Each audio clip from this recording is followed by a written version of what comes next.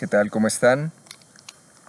Bien, en el capítulo de hoy vamos a hablar sobre el caballito de batalla de los sistemas termodinámicos que tienen que ver con gases, y es el famoso gas ideal.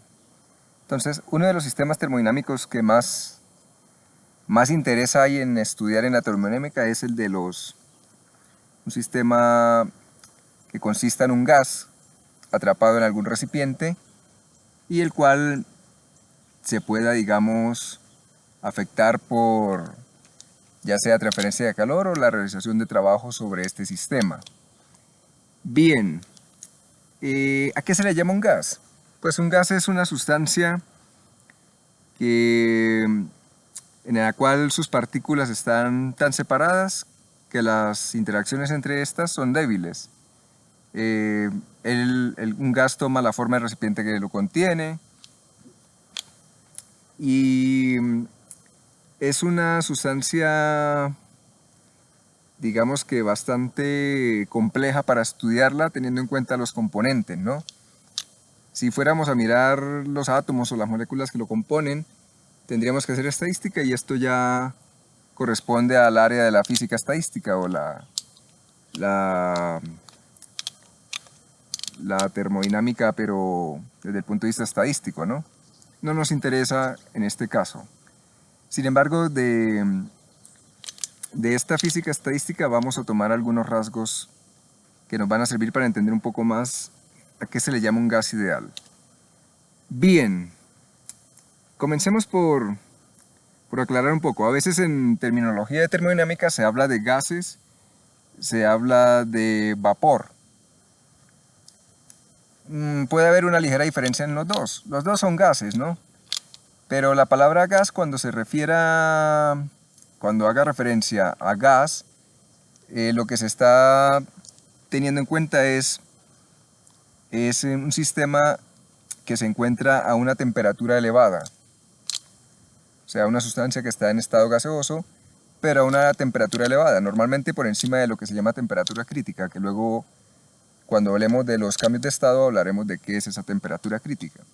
Quedémonos con la idea de que está a una temperatura elevada, mientras que cuando se habla de vapor es un gas que se encuentra a una temperatura relativamente baja, a tal punto de que él está cercano a condensarse. Es fácil llegar a condensarlo. Bien, digamos, unos datos importantísimos históricos sobre el estudio de los gases vinieron de estos personajes. El científico inglés Robert Boyle, en 1662, haciendo unos estudios con gases en cámaras de vacío, encontró que la presión es proporcional al inverso del volumen. Tiempo después, en 1802, estos franceses, Charles y J. Gay-Lussac, encontraron que el volumen era proporcional a la temperatura, el volumen que ocupa un gas. De tal modo que, jugando con estas dos relaciones, uno pudiera encontrar lo siguiente. Aquí pudiéramos decir que la presión por el volumen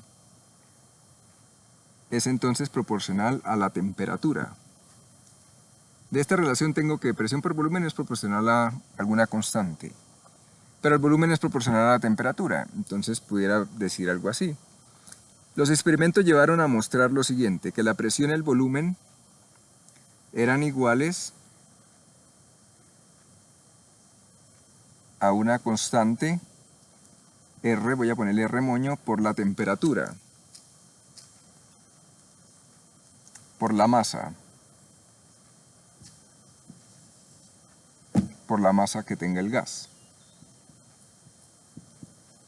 Esta constante R se le conoce como constante de los gases.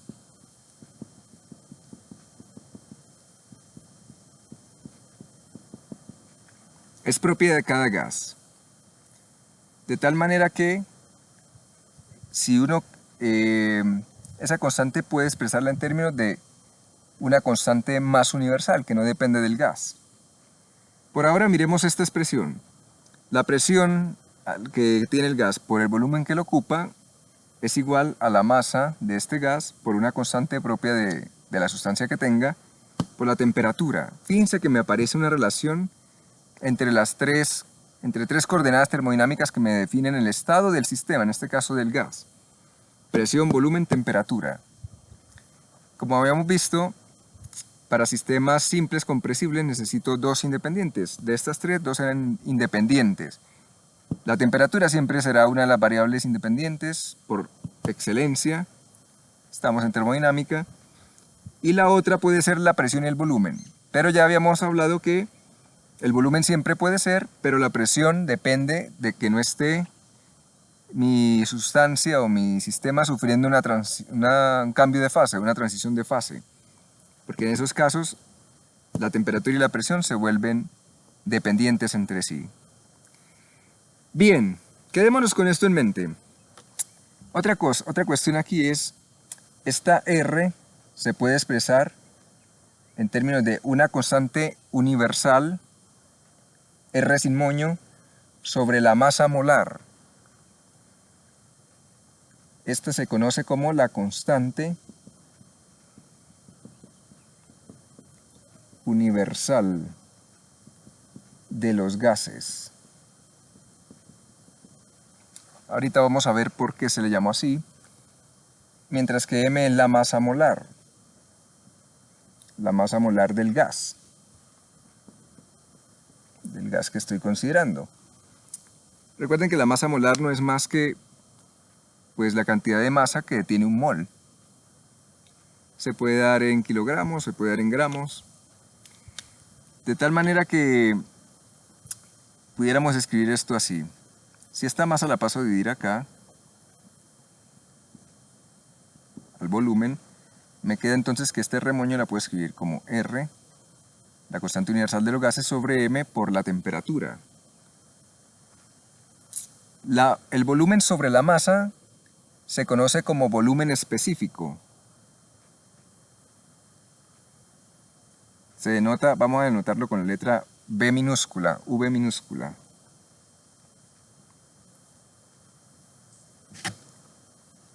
V mayúscula será el volumen normal que conocemos,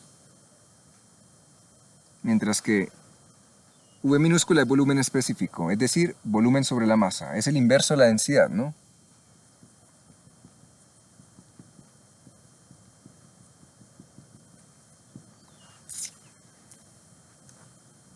De donde pudiéramos escribir entonces lo siguiente. Voy a borrar esto.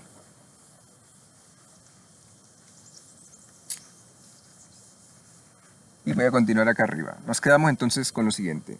La presión por el volumen específico va a ser igual a R sobre la masa molar por la temperatura.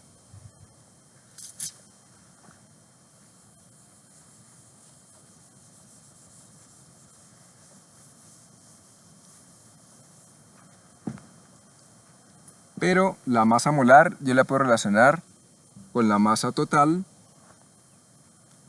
y con el número de moles, ¿no? Yo puedo decir, la masa total es igual al número de moles por la masa molar, la masa de un mol. N es el número de moles que tiene mi sistema o mi sustancia. Recuerden que un mol es una cantidad, un paquete de partículas que corresponde al número de Avogadro, ¿no? Bien. Según eso, entonces tenemos acá presión por volumen específico igual. Si despejamos de acá la masa molar, nos quedaría lo siguiente. La masa molar es igual a la masa total sobre el número de moles. Entonces nos queda así, R sobre M, N, temperatura. Esta M la puedo pasar a multiplicar acá, entonces la masa por el volumen específico me da el volumen V mayúscula, ¿no? El volumen neto, no específico. Y me queda esto escrito así.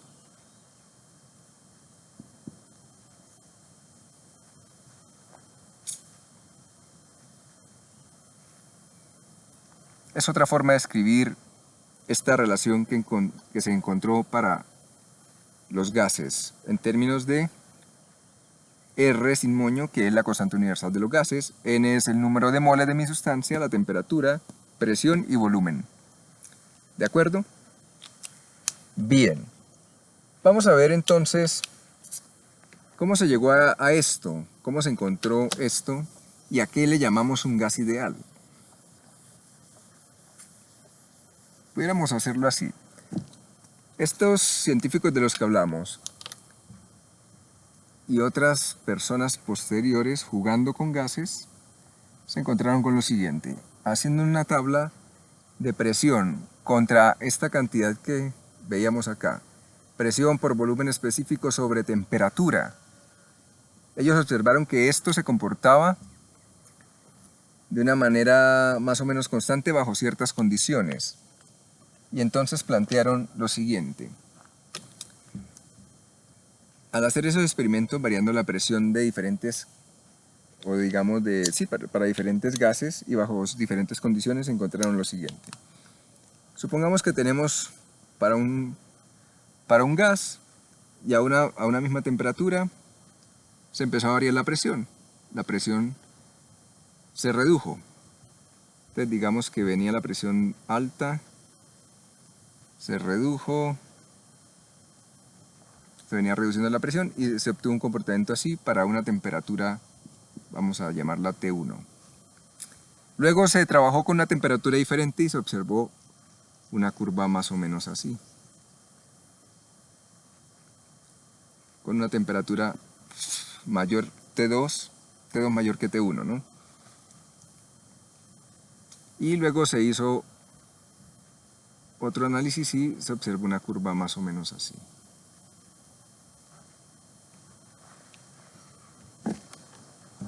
Exageré un poco la pendiente acá, vamos a arreglarlo un poco. En realidad era más horizontal. Venía más o menos así.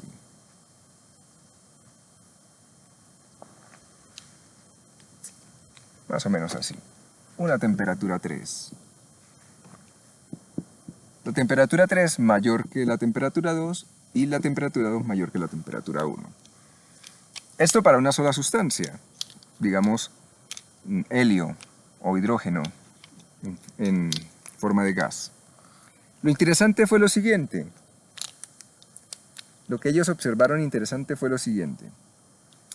El hecho de que todos los gases, mejor dicho, no todos los gases, sino bajo todas las condiciones, todas las curvas convergían a un mismo punto. Y este punto como tal es lo que llamamos hoy la constante universal de los gases, R. La constante universal de los gases.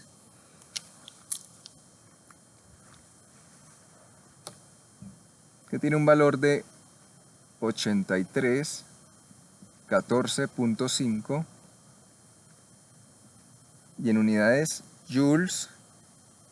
Esto tiene unidades de joules, presión por volumen específico. Si fuera por volumen me daría joules en unidades de energía, pero como es específico debe ir sobre masa. En este caso es masa molar, se pone sobre kilomol por grado de temperatura, Kelvin. Normalmente se trabaja con Kelvin, ¿no?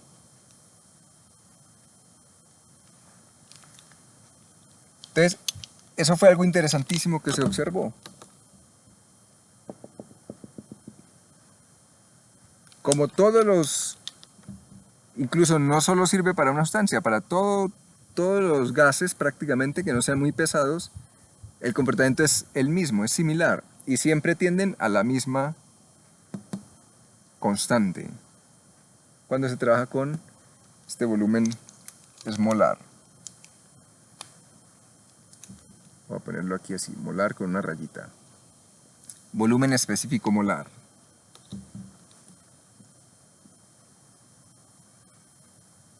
V es volumen específico por unidad de masa, pero si tiene una rayita vamos a llamarlo volumen específico molar. Es decir, volumen por mol. Bien, entonces esto llamó mucho la atención y ellos lo que observaron fue lo siguiente. Si tuviéramos un caso como este producto de acá se vuelve una constante, digamos esta relación presión por ese volumen específico molar sobre la temperatura siempre es una constante, a bajas presiones y a temperaturas elevadas, esta curva es más o menos constante. Entonces, para el gas ideal, lo que se tiene es esta curva. Voy a hacerla acá en rojo, punteada.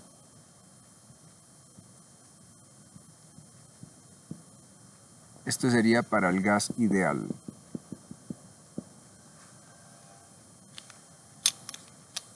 Entonces, lo que se observa es lo siguiente. Si se tiene un gas en estudio, bajo unas condiciones dadas de presión baja, presiones bajas en esta región, temperaturas altas, que se asemejen a esta curva, a la de T3, entonces uno pudiera aproximar una relación que existe entre las tres variables termodinámicas, presión, volumen y temperatura, por una constante que va a ser la constante universal de los gases. Entonces estos señores encontraron esa relación y dijeron, bueno, presión por volumen específico molar igual a esa constante por la temperatura. Pero si yo multiplico por el número de moles a ambos lados, entonces el volumen específico molar por el número de moles me da el volumen completo, y aquí me queda el número de moles por R por T, y tengo esta ecuación que era la que habíamos escrito antes. Y esta ecuación se conoce como la ecuación de estado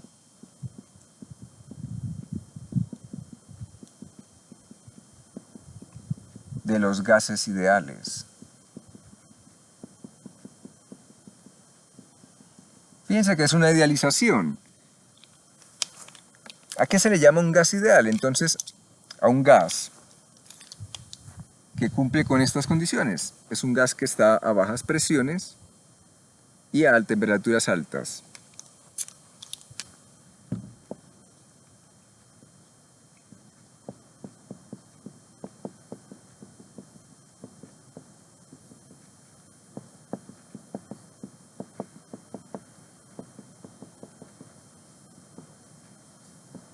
Fíjense que bajo esas condiciones, esto es desde el punto de vista termodinámico macroscópico, ¿no?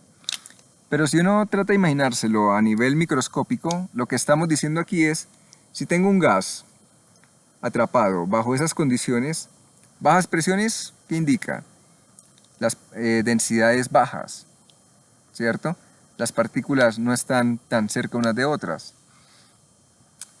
Y altas temperaturas, ¿qué indica? Movimiento rápido molecular. Entonces, bajo esas condiciones tendríamos, si pudiéramos imaginarnos, o tratemos de imaginarnos el gas en su constitución, todas las moléculas dentro del recipiente, bajas presiones, entonces bajas densidades. Las partículas están muy separadas. Por lo tanto, la interacción entre ellas se puede despreciar. Lo único que se va a tener en cuenta a la hora de analizar internamente un gas de bajas densidades o de bajas presiones va a ser que la única manera en que interactúan es con choques, y los choques serán elásticos. No se va a tener en cuenta interacción de ningún otro tipo, ni eléctrica, ni gravitacional, ni ningún otro tipo. Solamente choques elásticos. Y el hecho de que tenga altas temperaturas indica energías cinéticas grandes, por lo tanto, las energías potenciales son pequeñas, otro motivo más para despreciarlas. Son gases donde las partículas están tan separadas que no voy a tener en cuenta su interacción. También están tan separadas, las distancias intermoleculares o interatómicas son tan grandes comparadas con el tamaño de las moléculas o los átomos, que voy a despreciar también ese volumen que ocupan estas moléculas o estos átomos. Ya eso se le llama un gas ideal, ya mirándolo a nivel molecular. Bien. Fíjense que la ecuación de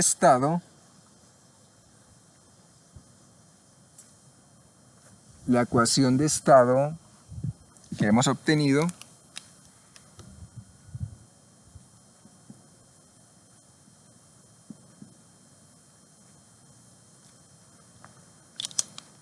me relaciona las tres coordenadas o variables termodinámicas que van a definir el estado de mi sistema. Recuerden que las ecuaciones de estado, a diferencia de las leyes termodinámicas, son empíricas. Y como hemos mostrado acá, esto se obtuvo de hacer experimentos con gases reales. Y son aproximadas. Esto es una aproximación, no es un principio. Es una ley empírica y es una aproximación. Por eso el nombre de ideal, ¿no? Si ya tenemos que trabajar en condiciones de presiones altas, por ejemplo, esto ya no nos sirve. Esto funciona muy bien en situaciones de presiones bajas, alrededor de la presión atmosférica o algunas, digamos, unas cuantas presiones atmosféricas que tengamos en nuestro sistema. Si las presiones se elevan mucho, como por ejemplo el vapor de agua en una caldera donde hay presiones muy elevadas, entonces los errores que nos aparecen pueden ser superiores al 100%. Pero si tenemos presiones alrededor de la presión atmosférica o menores, los porcentajes de error pueden ser de menos incluso del 1%. Entonces funciona bastante bien en esas condiciones, ¿no? Bien. ¿Qué otra cosa podemos decir sobre esta ecuación de estado? Vamos a ver que no es la única. Si más adelante, cuando hablemos de sustancias puras, vamos a ver otros modelos de ecuaciones que se han propuesto. Han sido muchísimos los modelos, pero básicamente hay un par que son importantes, donde se tienen en cuenta ya aspectos como el tamaño de las moléculas o cierta interacción entre las moléculas y se obtienen ecuaciones de estado más complejas. Pero básicamente este va a ser nuestro caballito de batalla cuando analicemos gases. Bien. De aquí también se podría relacionar esto con la ley, con las leyes de... Tenemos, recuerden, por allá de jardín infantil, la ley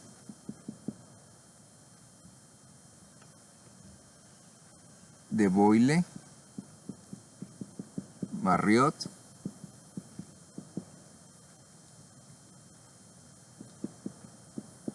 Tenemos la ley de Gay-Lussac y la ley de Charles.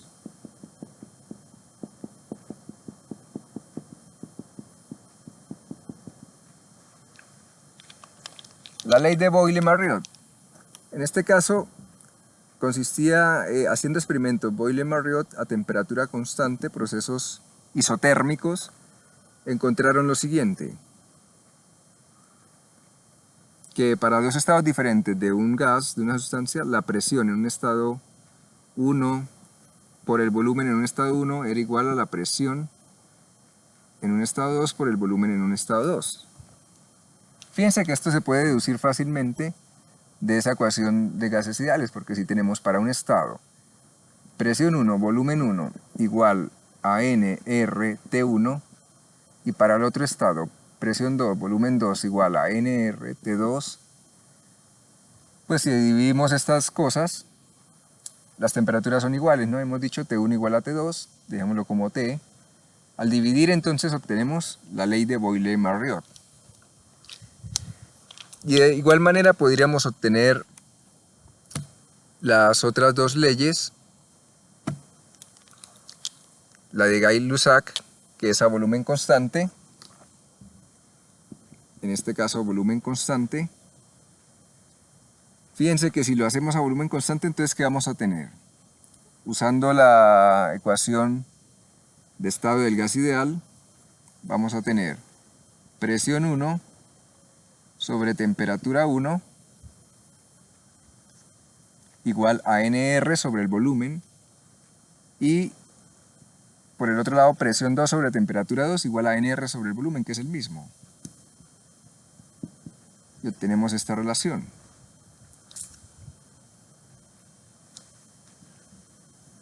¿Qué sería la de Gay-Lussac?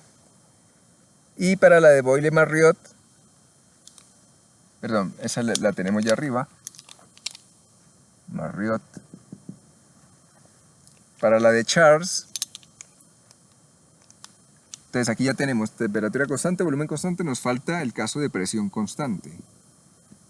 Si la presión fuera constante acá, entonces lo que vamos a tener es volumen 1 sobre temperatura 1 igual a volumen 2 sobre temperatura 2. O si quieren, podríamos verlo, escribirlo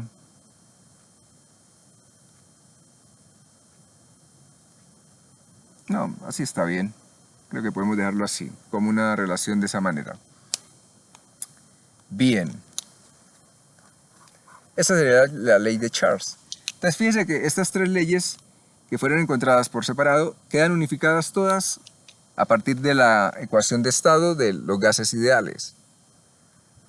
Bien. Con esto creo que es suficiente para ilustrar lo que es el gas ideal. Bueno, otra cuestión que pudiéramos incluir aquí para redondear es lo siguiente.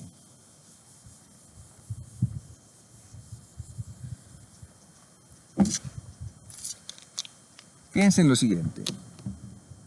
Presión por volumen igual a esta constante, el número de moles por la constante por T. De tal manera que si tuviéramos un gas ideal y vamos a graficar un proceso, vamos a hacer un diagrama PV, donde la temperatura supongamos que es constante, tenemos un proceso isotérmico.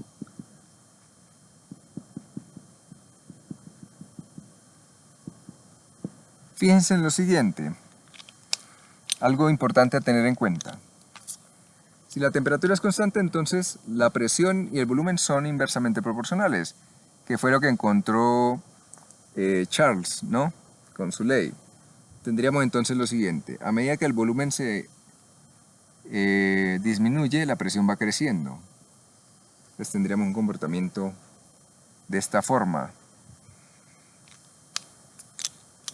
Bien, esto solo es posible realizar un diagrama para cierto proceso, en este caso isotérmico, de ese gas, solo es posible si yo puedo definir punto a punto los estados del sistema. Necesito entonces conocer punto a punto cómo va cambiando el volumen, a medida que cambia el volumen, cómo cambia la presión. ¿Qué relación hay entre las dos variables termodinámicas? Y tengo que tenerlo definido punto a punto, para verlo de una forma continua, como una curva.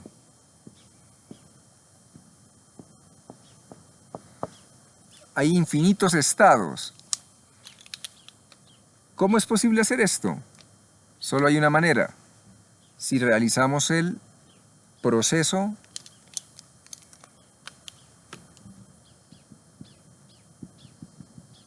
de forma cuasi estática. El proceso debe ser cuasi estático.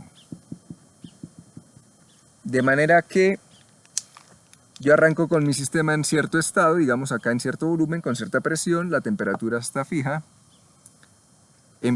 Cambio el volumen un poquito, digamos, hacemos una reducción del volumen, es decir, hacemos una compresión. La presión va a aumentar si la temperatura está constante, pero fíjense que ese cambio debe ser muy suave y muy pequeño, de manera que le dé tiempo al sistema de estabilizarse. Ahora, los procesos cuasiestáticos son idealizaciones. En la realidad, ¿cómo se hace? Porque vimos que los experimentos mostraron unas curvas de variación de presión contra PV sobre T. Y se obtenían unas curvas donde teníamos que definir estado a estado, punto a punto, esos cambios que sufría el gas.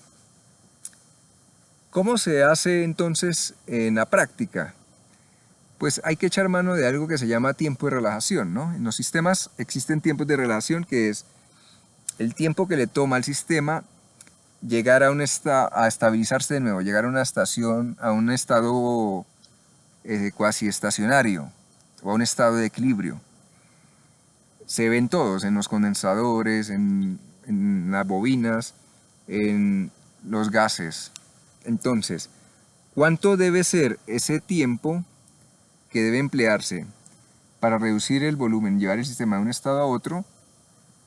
Ahora, ese cambio en el volumen debe ser muy pequeño, de manera que le dé el tiempo suficiente para que el sistema quede homogéneo de nuevo, que no tenga variaciones de presión entre un punto y otro del sistema. Entonces, eso tiene que ver con esos tiempos de relajación. De esa manera se hace en la práctica. Bien, con esto entonces creo que es suficiente sobre el gas ideal. Más adelante, cuando volvamos a hablar de sustancias puras, podemos regresar y dar algunos datos más finos, más avanzados sobre este caballito de batalla que vamos a tener. Por ahora es suficiente con esto. Muchas gracias.